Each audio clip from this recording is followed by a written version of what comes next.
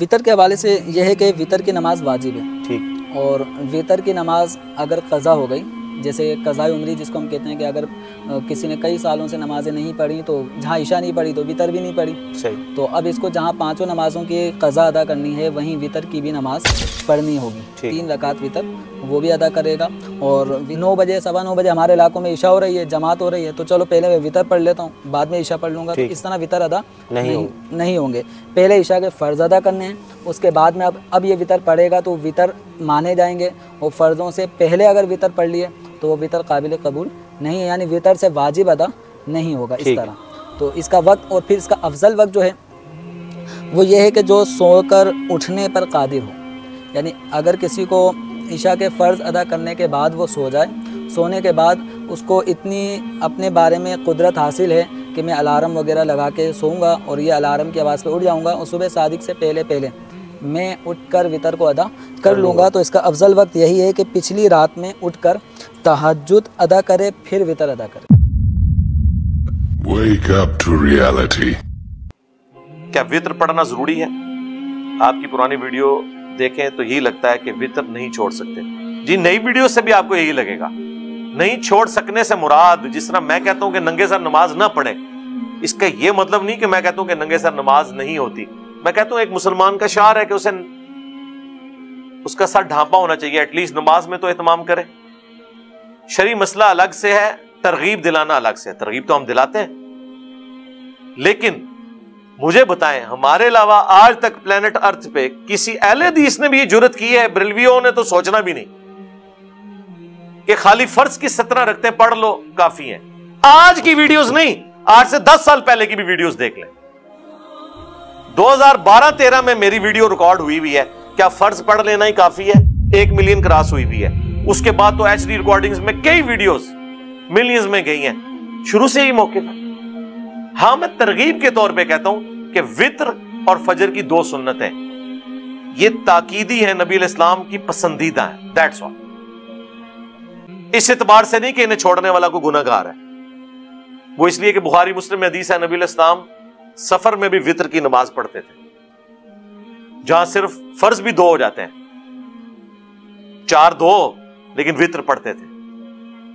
ابو داؤد ترمذی میں یہاں تک حدیث ہے کہ اگر کوئی شخص سویا رہ جائے یا بھول جائے تو جیسے ہی اسے یاد آئے وطر کی نماز پڑھ لے۔ اسی طریقے سے جامع ترمذی میں حدیث موجود ہے، وطر اللہ کا حق ہے مسلمان پہ، تمہاری مرضی 5 پڑھ لو، 3 پڑھ لو، 1 پڑھ لو۔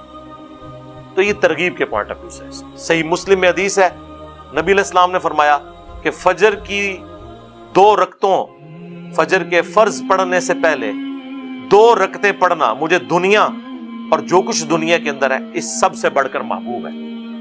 مجھے بتائیں اتنی بڑی فضیلت فجر کی 2 سنتوں کی، تو یہ ترغیب کے پوائنٹ آف ویو سے کہا جاتا ہے، اس لیے نہیں کہا جاتا کہ یہ نمازوں کا حصہ ہے۔ نمازیں وہی 5 ہیں اور 17 ہی رکھتے ہیں جو فرض ہیں، باقی یہ نفلی عبادتیں ہیں لیکن ان میں تاکید ہے۔ جامعہ ترمذی میں، سنن دارمی میں مولا علی کا قول ہے، وطر سنت ہے، سنت ہے، سنت ہے، 3 دفعہ فرمایا، اس لیے کہ کوئی اسے فرض نہ بنا لے، اور 4تھی دفعہ فرمایا لیکن اسے مت چھوڑو۔ تو انجینئر علی صاحب جو بات کر رہے ہیں، مولا علی نے بھی یہی بات کی ہے کہ اے سنت ہے پر نہ چھڈو، افضلیت ہے۔ پھر بھی آپ چھوڑنا چاہتے ہیں، فتویٰ کوئی نہیں لگے گا، نہ پہلے لگا نہ اب لگا۔ میں ایک وطر کو پسند نہیں کرتا لیکن کوئی پڑھے اسے ٹوکتا نہیں ہوں۔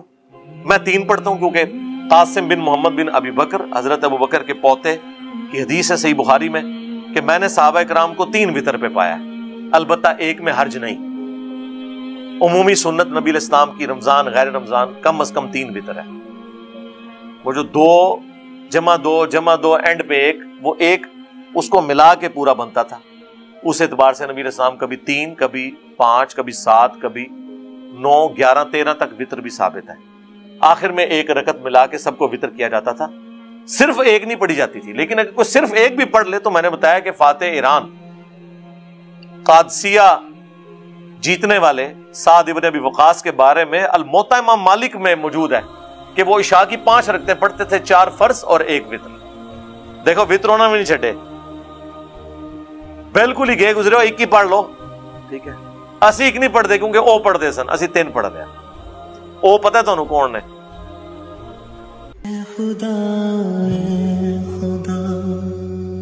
जिसने की जुस्तजू मिल गया उसका तू सबका तू